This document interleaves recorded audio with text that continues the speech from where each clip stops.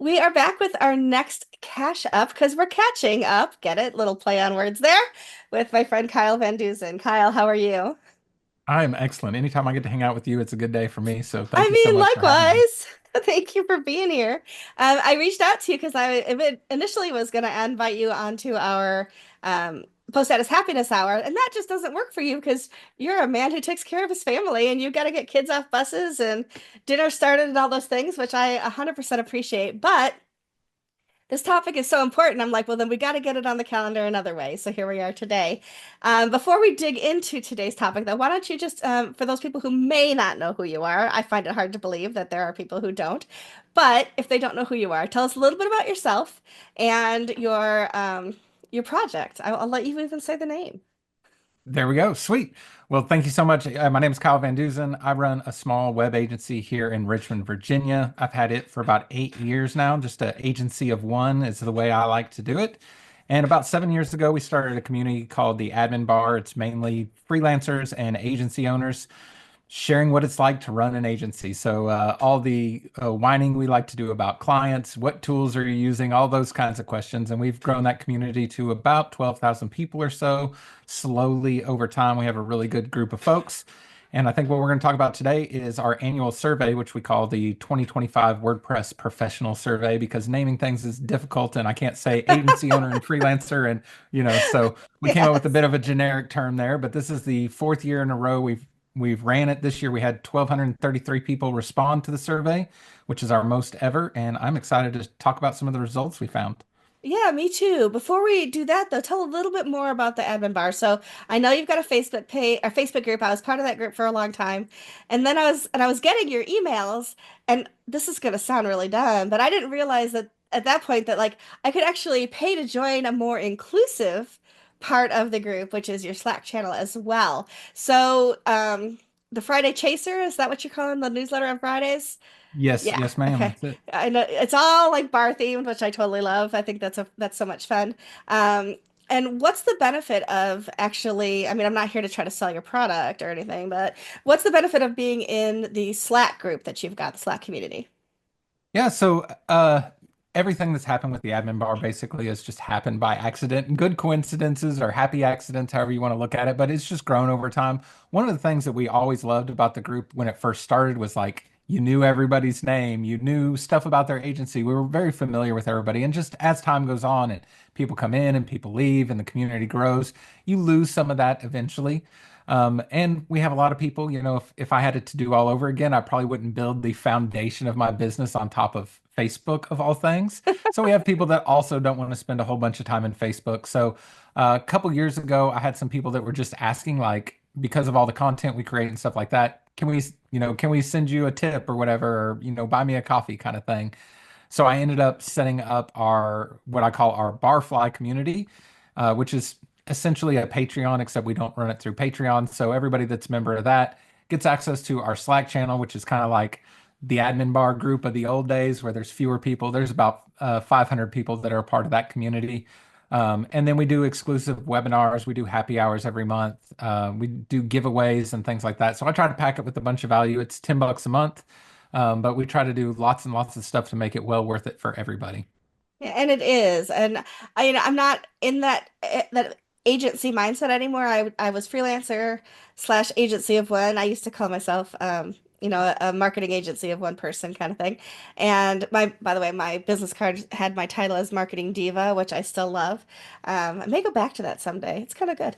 Uh, but not being an agency or a freelancer, I felt kind of almost guilty joining. But I have been able, I think if you, even if you aren't building websites for other people, it's a great opportunity to lend your knowledge, help answer questions in there. It's not to sell your products and things like that. So like I've never in there peddling anything, Right. but opportunities. And I think it's great for that. And so even though I'm not an agency, I love participating and helping other people in the community. And I think that's what it's all about. So Well, thank you we're for lucky to providing have that. you do it. Doing this and working, Thanks. I'm sitting in a basement by myself all day, so having other people to do this with is so, so helpful. And just have another set of eyes on things. Or how do you guys do this? Because there's so many, I mean, this survey unlocks a lot of it, but it's like I would have never thought to do this, or that I could charge that much, or that people all Hmm. are doing this thing that I'm not doing, if you just didn't have a community to talk Yeah. about all those things with. So it's really important. And one thing about the agency survey, I'm sorry, is that what you called it? Remind me again. The For WordPress Professional Survey. professionals, thank you. WordPress Professional Survey. Um, is one of the things that I think is really great about it is it's not just good for agency owners, professionals who are, um, trying to make their mark and how much should I charge and am I charging enough?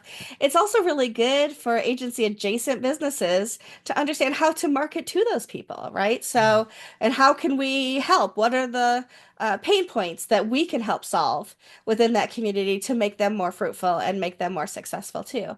And not, I don't just mean like, hey, how can I like get into the mind of an agency owner and figure out how to manipulate? Not that at all, as much as what we do with like plugins and marketing agencies and things like that is to solve pain points and make other people more successful too. So, Yeah, that I remember said, go the ahead. first year we did that, did the survey, and I had that feedback that like a big hosting company had got all the results and had a meeting about it, like in their big headquarters building. I'm like, whoa, this is crazy, you know? But yeah, I mean, it gives you insight into what's actually happening inside these agencies because there's so much posturing and all these kinds of Oh, things. sure. So I think it's helpful for everybody to just kind of know where are we all at. Well, one of the things when I used to build websites for other people is to remind them that they're building a website for their customer, not for themselves. And I Mhm. think that your survey helps the ecosystem understand that we're not building plugins and we're not building hosting, we're not building agencies for ourselves. We're building them for our customers. And so, in order to do that, we need to know what it is that they think and what it is that they need, and we can't assume that. And I think that's a really good lesson that we tell our customers all the time, but we need to internalize for ourselves. And so, thank you for that touch point and keeping us all like uh a little more human about it.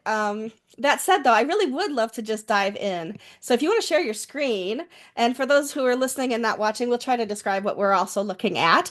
But the website itself has amazing. And I was looking at I was looking at the wrong one, by the way, Kyle. I was looking at Oh, last year's. So this that's is why you this thought it year's. was the third. That's why I thought it was the third. That's right. So I must have clicked the wrong thing on your website. Anyway, for 2025, you surveyed 1,233, which is a pretty big representation of the community for sure. WordPress professionals asking all kinds of questions, and I'm going to mute myself and let you talk a little bit through it, and I will interrupt with questions as you go. But I think there are some really fascinating things that you discovered. Yeah, absolutely. So I'm no professional statistician or whoever the kind of professional people that do surveys are. I'm not one of those. Obviously, I don't even know what it's called. I had no idea how hard it would be to survey people and like all the second and third layer type questions you have to ask yourself and like the amount of biases I've put into these surveys over the years, completely accidentally, but just because I didn't know how to do this. It's really, really difficult. And one of the hardest things here was to get people to answer a survey, you almost have to have a what's in it for me kind of thing. And if I put any kind of incentive into this, then it skews the results, you know. Or if I get a sponsor for this, then people are worried that I'm doing what the sponsor wants and not for the community. So it's been a real challenge to try to get 1,200 people to spend 15 minutes to fill out the survey with nothing in it for them other than creating a community resource. So I'm really excited that we've had 1,200 people do it this year. Every year it's crept up. I think the first year was about 600 people. But I put together this results page, which is just all the high level results, which we'll kind of go through here. This includes everybody who filled out the survey. So that's agencies who have been doing this for 20 plus years and have 50 people on staff and are making several million dollars, all the way to people who are in developing countries doing this part time, working a completely different currency, right? So this is a big mixed bag here. But what comes along with that is this link we have at the top of the page that says the full database of results. If you click into that, that opens up Airtable. That's how I collected all this information. That gives you the ability to sort and filter and search through all this information. So if you just wanted to narrow it down, like I will do for myself, I'll say I only want to look at people who are full time in the United States with at least 5 years experience. Well, then I can filter that down. That's like 300 people. So it's less people. So maybe the data is not quite as accurate, but it's people that are very specific to me. And now I can make a really close comparison to other agencies in my place rather than just everybody in the world. But I think it's important to kind of look at it as a whole. So there's a video at the top of the page that'll quickly show you how you can sort and filter that information. But so we'll just roll through these here. Mhm. We asked 20 questions. I started with a list of about 100 and had to narrow it down to how many I think I could get people to answer and keep their attention for. So most of them are multiple choice just to make it easy for people to answer. So yeah, 1,233 surveyed. The average team size was 3, and the average years in business was 12, which is pretty exciting. For so long, web developers have been kind of a new emerging business, and now we're becoming veterans. It's kind of like now I have gray hair, and 1990 wasn't 15 years ago like it is in my head. It's actually Yeah. much longer ago than that now. Um, Crazy, isn't it? yeah. This is definitely representative of our community, which, like I said, is mostly freelancers and agency owners. I would say we skew towards the smaller side of that, but we have people kind of all size here. So, of the people that answer the survey, 77% are doing it full time. About 23% are doing it as a side hustle or part time.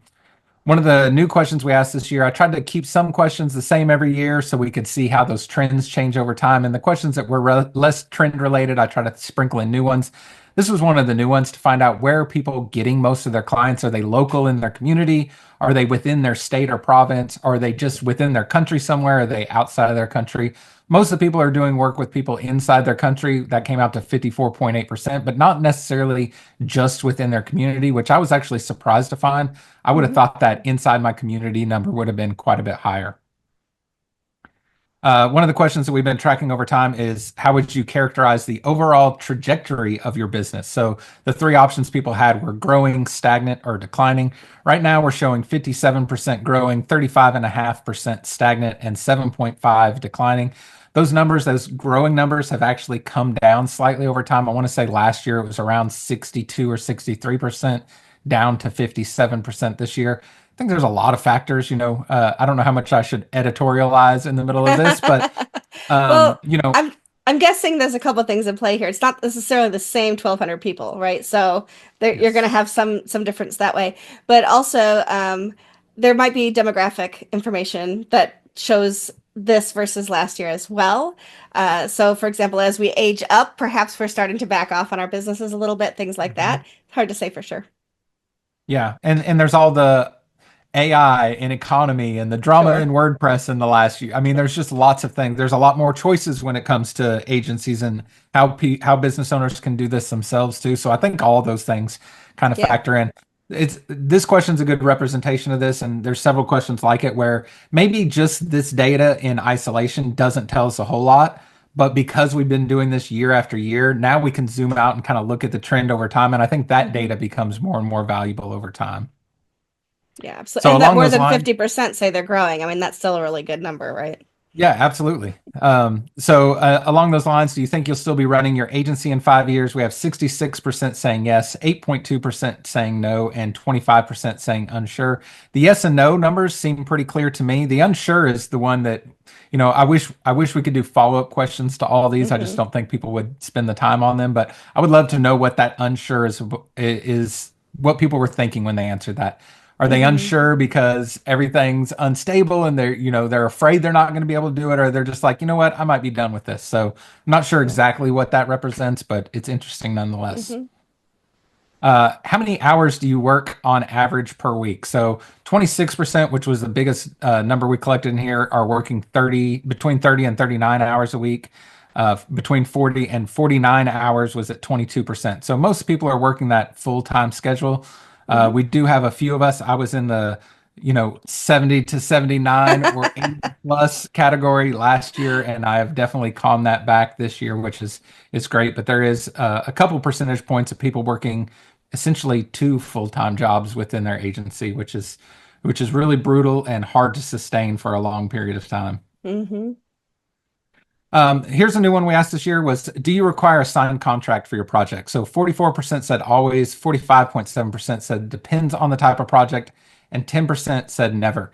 What I thought was interesting in this is digging into that Airtable base is when I filtered this down to US versus everyone else, The number for US is really bringing up that always. And I think it's just because we're so litigious here in the States in a way Hmm. that maybe people aren't in other places. I think it was US and Germany had the highest number of always, and everybody else was much, much lower. So this is one of those questions where you definitely want to filter that down and see what's normal in your area. Hmm. All right, so what services you're offering? I gave everybody a big list of choices. This was one where you could select multiple answers here. So no surprise, most people in our community are offering website maintenance. That was Hmm. 93%. Website design, website development, and hosting, all of those were above 70%. And then we get into kind of some of this middle ground where I've color coded things on the screen here. So everything that's yellow is kind of in between. Uh, I think it was between 70% and 30% or something like that, but or Hmm. 33 and 66. But so kind of in this middle is strategy and consulting, search engine optimization, e-commerce, copywriting, graphic design, performance optimization, discovery sessions, and branding. What's interesting about this set of questions here is to go into that Airtable base and start filtering this down where you can compare average salary, which you'll see here in a minute, revenue numbers, all those kinds of things based on what services you offer. So you can turn some of these things on and off and say, okay, well, uh, one interesting thing, and I don't have the exact numbers on in front of me here, but discovery sessions, only 36.5% of people are offering discovery sessions with their clients. But the amount of revenue and the amount of take home pay agency owners are getting, the ones that offer discovery sessions are doing a whole lot better than the ones that aren't offering it. So that's one of the big benefits of a question like this and being able to go through all the data is to kind of see like which services are punching above their weight. Hmm. Then we also have in here kind of at the bottom of the list under 33% email marketing accessibility. That's another one of those where people who are offering Yeah. accessibility are have much higher revenue numbers, but less than a quarter of the people are doing that. Mm. Paid ads, social media management, conversion rate optimization, and then software development. We don't have a lot of software development people in our group, but 12.3% are offering Hmm. that. All right, this one I know you like here. What Yeah, I do. marketing activities did you pursue in the last year? So I come from kind of a marketing place. I feel like all of us as web people are marketing people, but what I'm learning more and more as I do this, a lot of people are more on the developer side and less on the marketing side, and that's just my perception was a little bit different. Um, so the highest one was in-person networking. As far as what activities did you pursue? 57% are doing in-person networking, and that was the highest one. So this is another one where Hmm. people could mark all the ones that apply to them. So the Sure. numbers don't add up to 100 because people would ideally be doing multiple of these things. What I thought about was crazy to me in seeing these results is the second highest one was asking for referrals. In our business, referrals are pretty much everything. They come in Hmm. warm, they're really easy to close. Everything about getting a referral for an agency is absolutely fantastic. But half the people are out there aren't even asking for referrals. To me, this felt like here's the most basic thing you could do to improve your business. Ask for referrals. That's it. Hmm. And half the people aren't doing that, which is really interesting to me. And it kind of shows like we get so stuck in the weeds. Part of it's we have so many things to do to run an agency, but you know, only Yeah. one of these, the in-person networking, was above 50%. Most people just are not doing a ton of marketing, it looks like. Yeah. But it's like the kind of idea where when you have a brick and mortar, you're not only the person who's running the business, but you're also unstopping the toilet, cleaning the sink, scrubbing the floor, like all and clearing the snow away, kind of thing. And so you're trying to manage everything to the point where you're looking at what your basic core competency is and make money off that. So it's just there's only so much of you to go around when you're an Yeah. operation of one. It's a huge, huge challenge. Mm-hmm. I will say again, when you break this down in the numbers, the people who are doing more revenue, they're also doing more marketing. Sure. Yep. The thing that's interesting about all this is like, well, that's pretty obvious. But sometimes you need just the data in front of you to say, okay, well, if I want to make more, I need to be offering these services that seem to pay really well. Yeah. Excuse me, and I need to be marketing them. Like the formula is not that difficult, but execution is definitely more difficult. Yeah. A new question we asked this year was, do you publish any of your pricing publicly? 41% said yes, and 59% said no. This one's kind of hard to do Yeah. any takeaways from. We've never asked this question before. I was just more curious on this Mm-hmm. one. I couldn't really find any clear distinction between revenue or anything like that with people who publish their pricing versus those who don't. A lot of us are doing such custom work, it's really hard to say a website costs X because it's Sure. like asking how long a piece of string is. So it's kind of a difficult one. Yeah. What is your hourly rate? So this is one we've asked year over year. Right now, the average was 96.36, with the median being 95. Again, this is another one where if you filter this down to your country, you're going to find these numbers jump around quite a bit. I want to say in the Hmm. US, it went up to like 115 as the average instead of 96. So you would definitely want to look at these numbers kind of where you're at or where you're selling services to. Hmm. All right, getting into all the fun financials here. What was your total revenue in 2024? So, uh, considering I want to be delicate on how I talk about all these things, but Sure. considering 77% are doing this full time and 42% of people who answered this are making their total revenue was less than $50,000, that makes me a little bit nervous. So 42.9% of people had a total revenue. That's not after expenses or what you're paying yourself under Hmm. $50,000. Now, depending on where you live in the world, maybe that's a good living where you are based on how many people I know that answer the survey that are in the US, UK, Europe, Canada, Australia, those numbers are pretty low to make a living doing this. Yeah. So, It does um, match with the previous answer though, right? So, and how many hours a week was the average that people were working? It comes right in around 40,000. So that makes sense. yeah, the numbers do add up there, but man, Yeah, I it's started. rough. I felt, I felt compelled to start this business because of the things that a lot of us want, the freedom and the setting your own schedule and the I'm sitting in my house in a hoodie and pajama shorts, like that's what I like about doing this. But it ended up being very lucrative for me, and I make more money doing this than I would have ever made at a 9 to 5 job. And not everybody is finding that. So that was one Mhm. of the huge eye openers for this survey for me is like, okay, I have to work backwards because it's hard for me to like self-analyze why was I able to get past these marks and so many other people are having trouble. But I've been spending a lot of time on that. Like, where were some of these key things that happened in my agency that allowed me Mhm. to push over some of these barriers, and how can I share those with the community? Because the kind of technical work and valuable work that we're all doing, we should be making a at least a decent Yeah, living off of it. So I would love to see agreed. these numbers go up and up and up for all of us. Hmm.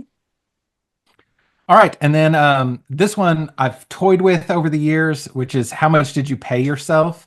This one becomes hard. I think last year I did like profit margin or something like that, but Hmm. we're not all bookkeepers and we're all doing the books a little bit differently. So what I asked this year was how much did you pay yourself in 2024?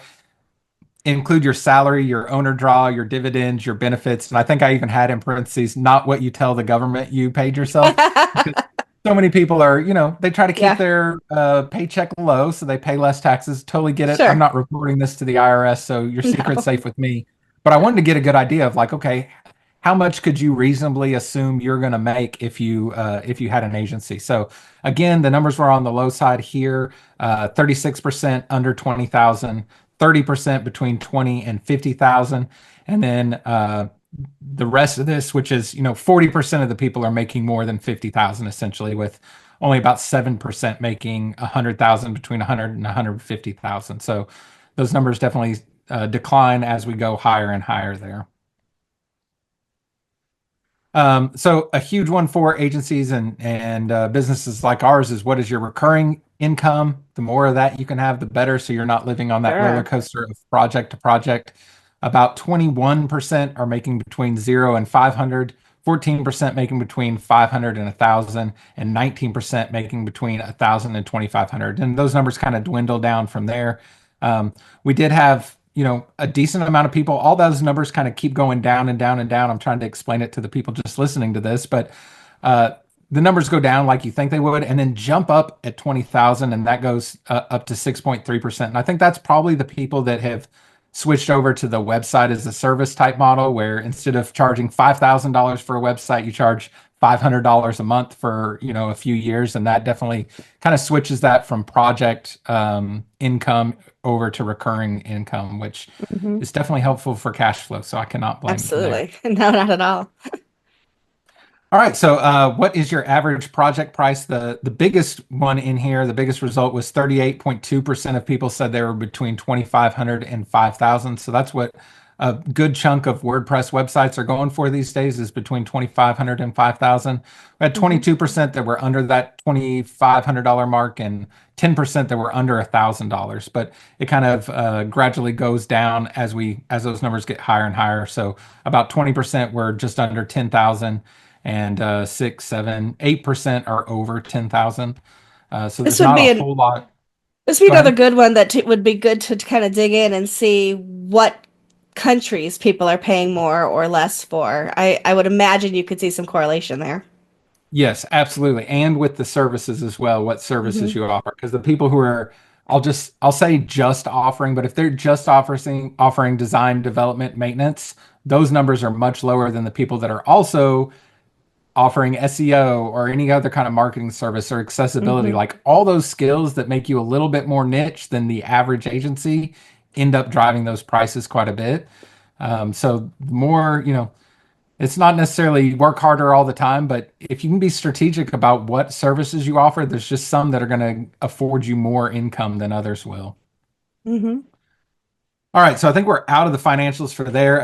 What builder are you primarily using to build websites today?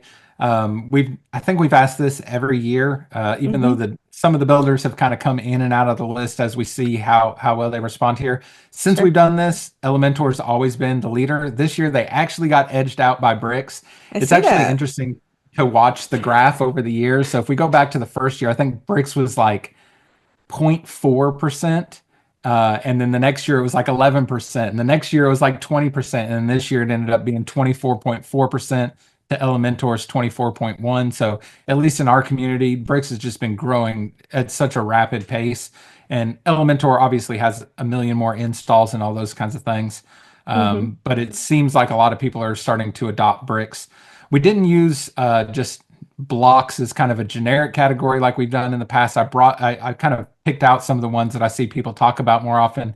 Generate blocks at 9.7%, Cadence at 9.7%, Spectra and Stackable were lower on that list, but definitely some block packages represented. And obviously, I did not get all of the builders in here because Sure. 9.6% were not listed. So I had people yelling at me for that one. So we're getting to the end here. What is the relationship with AI in your agency? So this is another one that I like. Fascinating. I Yeah. worked a long time on how I was going to ask this. I think last year we asked, are you paying for an AI tool in your Hmm. agency? Just to see, are people starting to adopt this and not just use the free tools? But this year I asked kind of what is your relationship? And the choices were you're embracing it, you're dabbling with it, or you're avoiding it. AI is in everything now. Like Yeah. every SaaS app we open has some kind of AI sparkly button begging for your attention in it now. So it'd be hard to completely avoid it, but we have 5.3% of people avoiding it, 37.4% of people dabbling with it, and 57%, which was the largest number in this, fully embracing it. So lots of people starting to see what they can do with AI in their Hmm. agency. All right, and the last question that I put very at the very, very bottom of this survey, and I will tell you how long I agonized over I bet. exactly how do I ask this question so I do not end up on the S list, which is what I was trying to avoid doing with this question. But no secret, there's been some drama in the WordPress space over the past year, and I just wanted to see, I live in the echo chamber. I'm talking with people who are obsessed with WordPress most of my day. Sure. Is it just that that group of people seemed really upset, or is the whole community falling apart? After WordCamp last year, it felt like everybody was falling apart, but these Hmm. results really made me happy. Yeah. Cautiously, the options were very optimistic, cautiously optimistic, I'm neutral, I'm somewhat concerned, or I'm very concerned. I don't remember if I said the question exactly, but what is your outlook on the future of the WordPress project? To see that 46%, 46.5% are cautiously optimistic, about 17% are very optimistic, and then Hmm. the somewhat concerned is fairly low at 16.4, and the very concerned is 3.7. That made me really happy because if you go on Yeah. Twitter, you would assume that 125% were very, very concerned. So I was glad to see this that, there's a small minority of very loud, vocal people Hmm. who are very upset. But in general, I don't think people are that worried, which makes me feel a whole lot better. Yeah, same. I was talking to somebody else this morning explaining that there really are more than one. Um, WordPress community, like with a global community, that it's really a Venn diagram of like three communities with this overlap, right? So you've got the real insiders, the ones that are giving hours a week and on, working on core and things like that. Then you've got the people who are oblivious to the fact that there's a community at all. And then you've got kind of like everybody else that are in the community, they're maybe part of the ecosystem and that kind of thing. And then there's this pool in the middle where they overlap. And as communities grow and ebb, and they don't, it's not static, right? So there's that centerpiece is going to get bigger and smaller. But I think what your survey shows is that there's a lot of people who are just like, this is my business. I'm just doing it. I don't need to be part of all of that, right? Yep. And I think not everybody is as addicted to the internet drama as some people are. Some people kind of, I think, stoke the flames a little bit. It's good for their view numbers or whatever it may be. Hmm. But I also think like I I want to say that people being optimistic about the future of WordPress makes me excited because Hmm. I think there's so much about WordPress that we rely on for core, and there's been big changes in core and the number of updates and all that. But the third party ecosystem around WordPress is so massive now that Hmm. we rely less and less on core, like having to spoon feed us everything in order Right. to make whatever we need happen. Like if we need some kind of functionality on a website, we're not entirely reliant on core to be able to provide that functionality in order for us to have it. There's plugins and all kinds of things we can use, and I think that's the whole idea around it is core isn't going to do everything for you. So I think maybe part of this shows us the optimistic side of me on this says, you know what, people aren't as worried about the future of WordPress core specifically because they Hmm. have such an ecosystem built up around it Yeah. that there's a lot of other people, even if they're upset or whatever it may be with what's going on in the politics of the platform. There's so much built up around it that there's not a whole lot to worry about, I don't think. Yeah.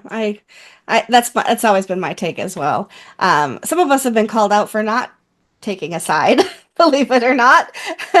But I think it's important to remain neutral in some respects, and see both sides of things all the time. So it's one of those interesting places to be for sure in I this just, I just like to say, I in see this both world. sides. I see Yeah, it, but you exactly. know, Exactly. And I'm not saying more than that. So, um, what was your biggest takeaway from doing the survey? Like, what was the thing that you saw in the results this year? I was like, wow, that's impressive or concerning or whatever.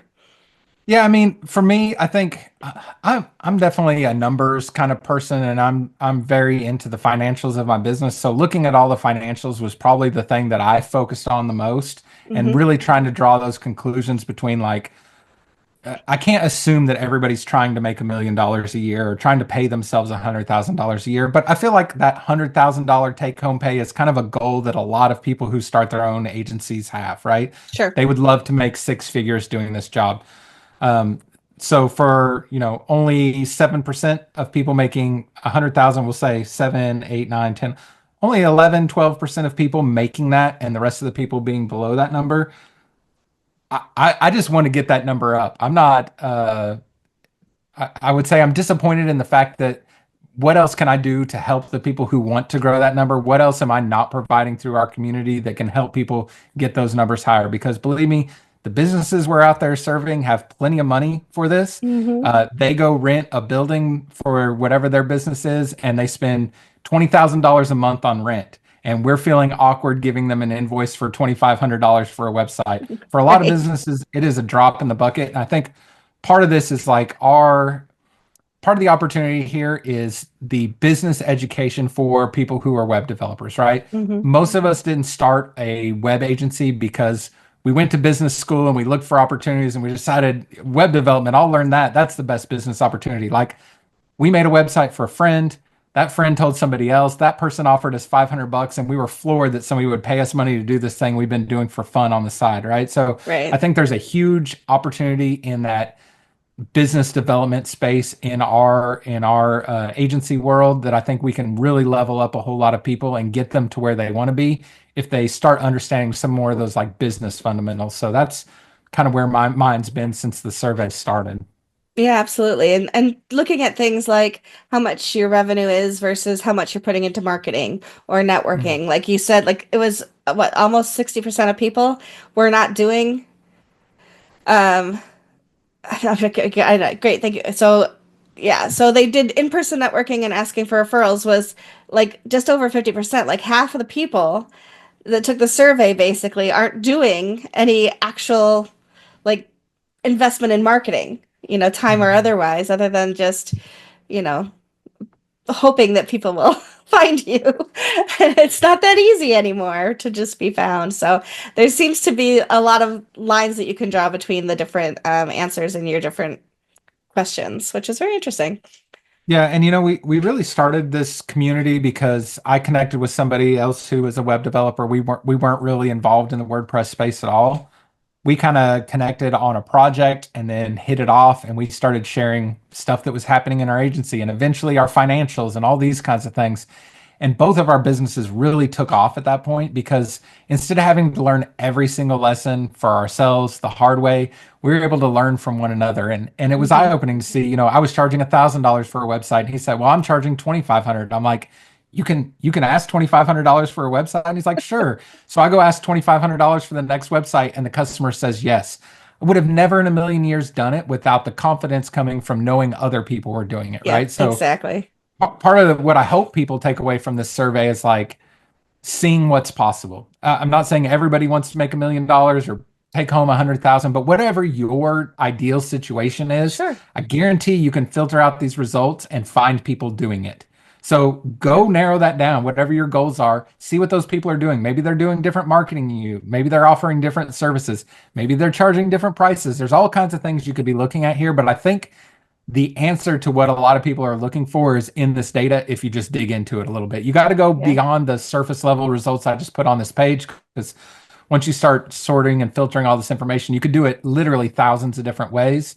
But go in there and start playing with that data because I think the agency you're looking to build is listed in there. You just have to Hmm. find, exactly what that is and see what they're doing. I'm curious, and obviously you didn't ask this question, but I'm curious. I wonder how many people who are agencies of one are portraying themselves under a name that makes it sound like they're bigger than they are, right? Like it's just not like Michelle Freelancer versus, I had a company Yeah. named Marketed by Michelle, and people assumed that there were more than one person in there because it had a name that was not just my name kind of thing. And how much that might encourage people to think you're more trustworthy because if something I did have somebody say to me once, well, if something happens to you, what happens to my website? Right. When they found out it was just me.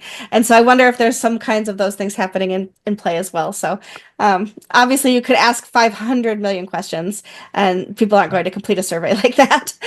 Yeah, I But wish they would. If they would answer all 100 of my questions, that would have been really helpful. That's interesting though, because there's like the plus and negative side to that. I go with a yeah, company name so people don't think it's just me.